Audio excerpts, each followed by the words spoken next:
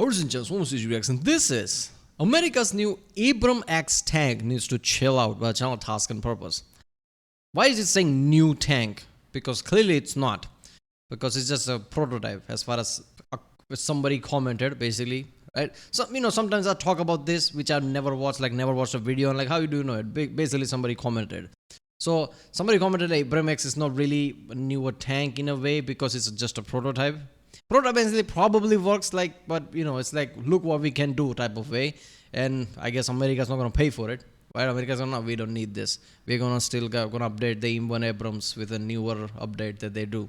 Right? That's the comment. That's the thing I got from it. Basically, it's okay, look at that. Russians have T-14. Do you want an Abrams X that is a new generation? They're saying no. Now, first of all, I don't understand this. Also, the T-14 video that Russia probably puts out, are we doing this now? Are we doing ads now? Why do you need a promotional content for a military thing? It's not commercial. I can't buy it. Nobody can buy it. It's for military. So why are you telling the world, look at all these awesome things it's a fucking advertisement, okay, give me your money and buy this thing. You can't buy it. It's not commercial. So it's probably propaganda. That's the definition of propaganda, right? You can't buy it, but we are showing you basically, yeah.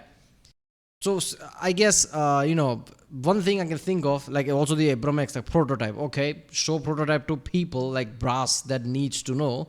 Why world needs to know about it? It's a military thing, personal thing. If anything, the more you keep secret, the more it's better for defense, isn't it? But then I realized okay, Americans are not going to pay for it. Basically, senators, whatever, they're not going to approve this defense bill or whatever that is. We don't need this. So they're deliberately doing this so people actually realize and they actually call their senators okay, Russia has T-14. Why can't we have Abrams X? Right? Give them money, make it or something. So it's a tactic, I'm guessing.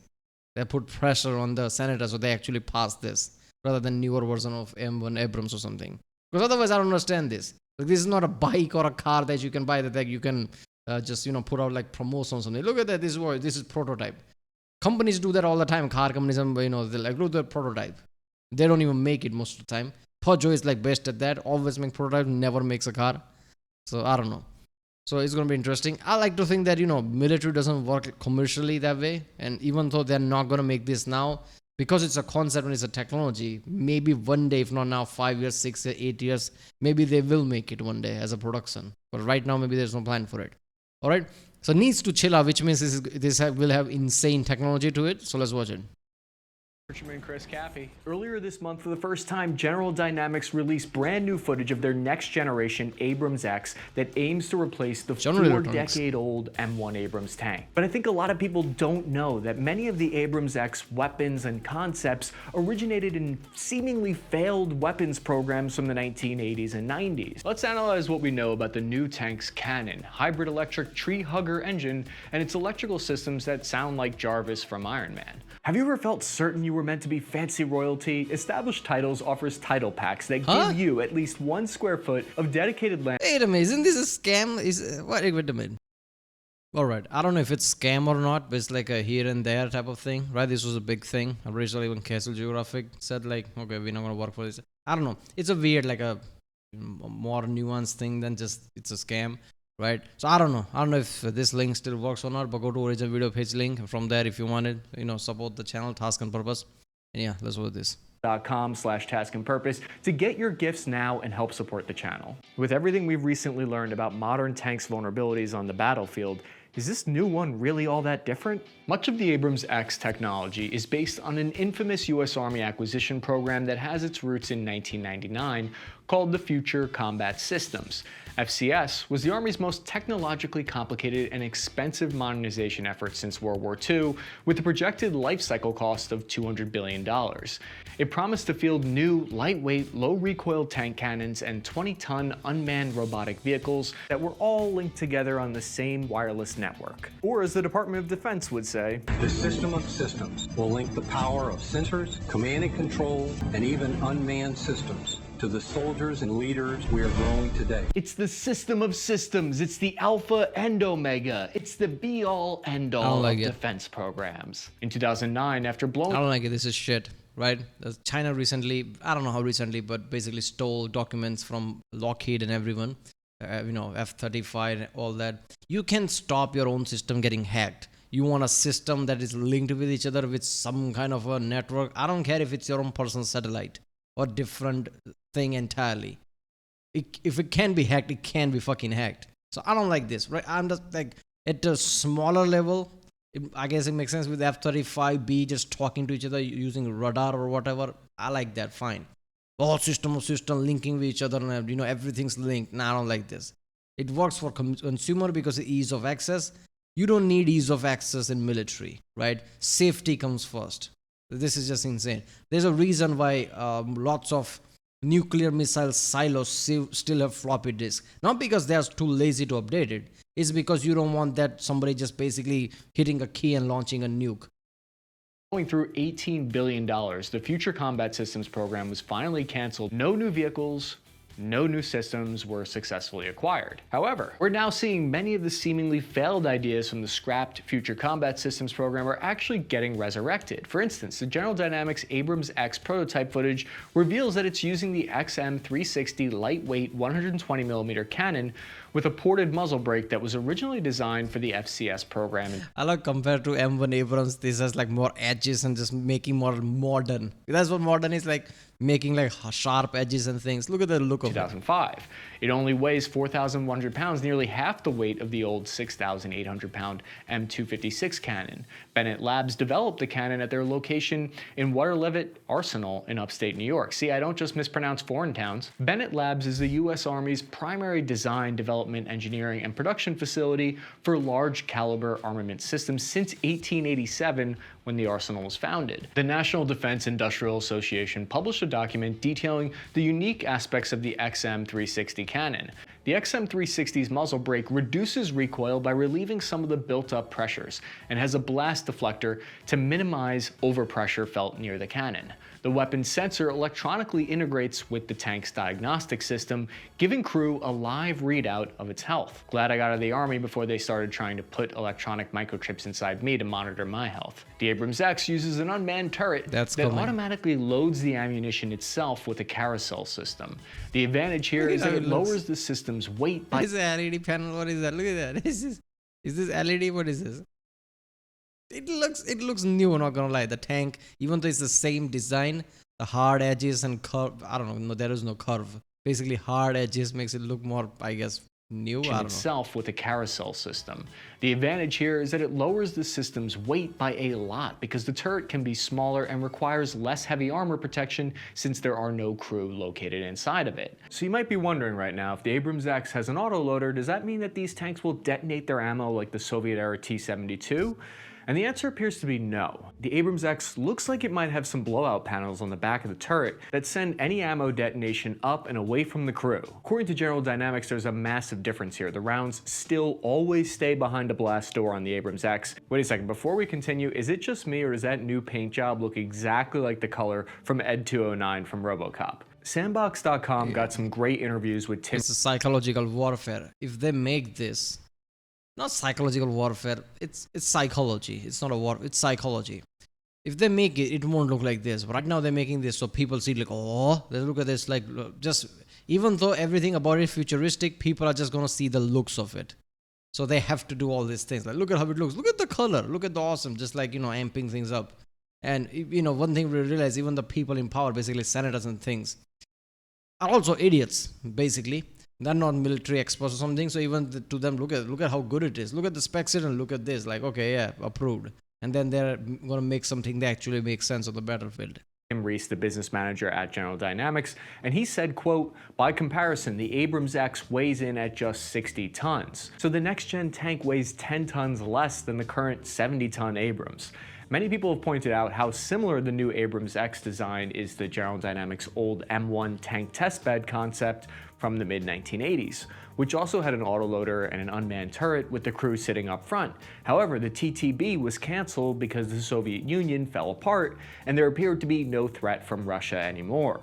At least they were correct for 30 years, right? You are technically correct. The best kind of correct. Having an autoloader turret makes it easy to add a remote control capability, potentially allowing troops to operate the Abrams X from miles away. Which raises the obvious question, how many times can you get your remote-controlled robotic tank blown up before we stop issuing you a new multi-million-dollar remote tank? The Abrams X new turret decreases the crew from 4 down to 3 soldiers, which has its own pros and cons. Maintaining a tank with one less hand could increase stress and workload on the reduced tank team. However, the new vehicle would require less maintenance, so the crew doesn't feel the impact of having less hands to help out on the vehicle upkeep, and you don't have to worry about having one less private on your team who's complaining about missing their girlfriend back home. This autoloader system would be a major departure from Western tank design and looks more similar to how Russia and China's armored forces operate with smaller crews. General Dynamics released mock-ups showing just how different the crew positions are going to be now. Now all 3 soldiers are sitting together surrounded by giant LCD screens. All of the sensor data and information from nearby friendly drones. Yeah, PlayStations are coming in handy, right?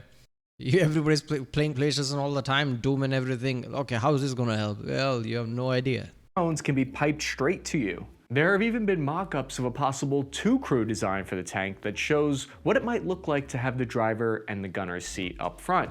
I've noticed the new trend for interiors on these next-gen tanks and helicopters is have a large, high-resolution flat-screen LCD display. Normally you see a 50 caliber machine gun on most tanks, but the Abrams X chose no surrender mode with its beefed-up 30mm Kongsberg protector RS6 chain gun fitted on top. Manufactured in Norway, this thing is close to overkill. It's like having the firepower of a Russian BMP and a T-72 combined into one platform. I've spoken directly with the autocannon design teams at Northrop Grumman, and from what I could gather, the main reason for upgrading from the legacy 50 caliber machine gun is because these new munitions are smarter. Or you can set the round to explode at a very precise point, and that's all done within the gun. And so when the round travels downrange and gets to a predetermined point, it will burst at that point. And it can be anything from troops in the open, troops in defilade, can also be lightly protected vehicles. So the Abrams X cannon can fire next-generation tank ammo that was initially designed for the canceled future. People forgetting the munition is the one thing that is like when it comes to cost, is very risky thing. I like all the like futuristic ammos, great. When you're gonna need it for defense, you're gonna need things in bulk, and ammo just like, you know, just gets spent like it's nothing, right? Numbers are ridiculous whenever like warfare happens. How many of them are going to be this kind of a smart ammo that you're gonna make? So it's just like, I don't know, it doesn't, sometimes it feels like a gimmick. Like, is this gonna be practical in the first place? Combat Systems program. The mid-range tank ammunition hits targets beyond the line of sight past 5 miles. This means it can guide itself over hills. Its laser guidance system with a series of embedded thrusters that ignite and maneuver the tank munition in midair at high speeds, while a sensor on the nose of the round tracks the target.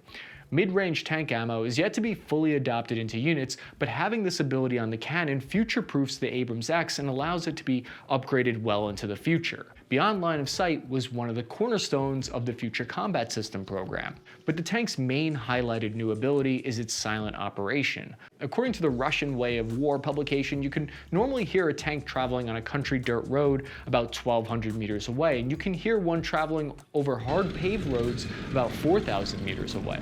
This is a major disadvantage for armored vehicle crews. It's actually the slogan for the Abrams X teaser trailer that says, "They'll never hear us coming." The Abrams uses a hybrid powertrain that results in... That's what you need. All that like belt noise, the tank heavy noise, the rumbling, oh fuck me, here comes tanks. Everybody pisses their pants. The best video game that encompasses that, I think, was IGI. Still remember as a kid, you hear the tank sound, you know you're gonna be fucked. And the game was so different in a way that tank was always like a panic site. Now you're not gonna even hear it. You're just gonna step outside and there will be tank barrel directly at your face. 50% fuel savings. This sounds like it's placating to the green, eco-friendly lobby, but in reality, hybrid electric engines have increased torque and performance. To make it sound less tree-huggy, the Army overcompensated by naming it the Advanced Combat Engine. Gentlemen, how do we make this tank engine sound cool? I know, let's randomly throw the word combat into its name. Anywhere will do. Johnson, have I ever told you you're a fucking genius and I love you? The original Abrams with its turbine engine was notorious for high fuel consumption, so it can switch to the electric engine for more silent idling and low power modes. This hybrid power system will increase the Abrams X maximum power output, which was a huge limiting factor for the legacy Abrams. The old one was reaching its limit on power consumption. When you start to throw on active... Yeah, that is so good, right? Because Abrams engine the Abrams engine, was that jet style engine, right, which needed a high torque at very early points, which also had its drawback. But electric can also give you that kind of a torque at a very low point, right? So hybrid engines can negate that issue. You don't need that kind of a turbine style engine anymore, right? If you're using a hybrid and electric motor is like surging from start, you're gonna have high torque instantly, not even a bit, just directly. So that would be better in that way. Protection systems that shoot down missiles in midair, or new anti-drone energy weapon technology that can scan for and fire high energy beams. These things eat up tons of power and require these new engines. If the engine is completely turned off, then the vehicle is still in accessory mode. Having that large electric battery means that you could potentially have several hours of time where you can use the electronic systems like the 30mm remote controlled weapon station or the gunner's advanced next-gen thermal targeting systems without having to turn on the loud, power-hungry diesel engines. Now I wonder, where did hybrid engine research originally begin? You guessed it, future combat systems. The Abrams X third generation FLIR device can see 2.5 times further than the legacy. Yeah, this basically, what the fuck? Why is it a 7? Oh, yeah, this applies to literally everything, right? Doesn't matter what it is, military or anything defense related will be the one that starts everything. DARPA is the reason behind internet and many other things, right? A lot of space technology is also developed for defense and defense satellite and things like that. Right, Sputnik was a intercontinental ballistic missile. This is nothing new, right? Where was this found? It's something defense. Yeah, that makes sense.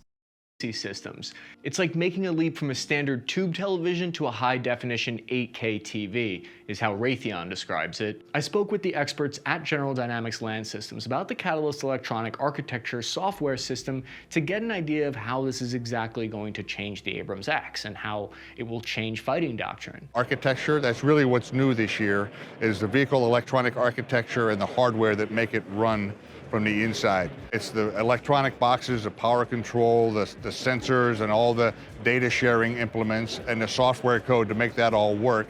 And then on top of that, we can put apps for the lethal fire control system, or for a UAV, or for manned-unmanned teaming with another vehicle, and it runs on that base architecture. Gives crew members the ability to see through armor where they look, thanks to cameras mounted on the exterior, giving tank crews the same ability that F-35 helmets have for their pilots. It then populates a GPS map with all of the information automatically. This is the dream of the failed and laughed at future combat system coming close to reality here. It's just that the technology is only now coming into maturity. It's apparently taking about 10 years longer than the Army originally planned for. What do you think of the General Dynamics Abrams X prototype? Do you like the direction it's heading in? Is there It's not about liking it. It's about it's happening, right? Future is coming whether people like it or not. I don't like the connected thing. We are all connected. We will connect this, connect that software. Everybody's linked system. That feels like a way too much power given to software. Obviously, it's coming. It's going to happen in the future. But I feel like people need to approach that very cautiously. Like what type of a ability you give to these things, what kind of an access one might have through this kind of like a software thinking, because you don't want a hacker to fuck things up like that, and then there you go, right? Like hacker might, depending how much access you give into this kind of things, a hacker could just disable autoloader. At that point, your tank is basically just like nothing. It's just sitting duck at that point. What you gonna do with that tank? So this is all kind of risky thing. I guess you need to make sure that you need to spend more money into developing software much better. If not, just developing a completely different software that nobody might even know and use it that. Yes, it might take a lot of money and time, but you spend that anyway. You spend trillions of dollars and things like this. You can use this if this is the future, right? And I feel like that might happen one day. US might use something completely different that nobody might know, and will keep that a secret, so no hacker would know that as well. Because if you're gonna connect things, you don't want somebody just hacking into it. That's a problem. And yeah, that is happening in the future. I guess AIs will strengthen it a lot, right? If a living, breathing AI, not at the full consciousness level, but strong enough AI, nowadays that is happening. Like I said, one of the accounts, somebody said something to do, gave a task to do on AI, and AI basically found any means necessary to do it, even if it means lying and employing a human without telling that human I'm an AI. So AIs are getting somewhere there. So, AI protected things can work. So no, if somebody hacks, AI can basically deflect that. It's like a living human, living, breathing human protecting software all the time. So nobody can hack type of way. That would work, but that's all in the future. Yeah. Obviously, they are not making that now, I guess, as far as I know. They're still updating the old, Abrams. But yeah, this is in the future. Alright, if you like my reaction, don't forget to subscribe. That way you can help this channel by helping the algorithm, helping the impressions and things. Liking, hitting the like button definitely helps with that. And yeah. If you want to do any specific reaction, comment down. Check out other reaction I did about this army related things like tanks, jets, fat rotation video, muster video, and all that. There's a link in the description. There's an end card. And yeah, I'll see you next time.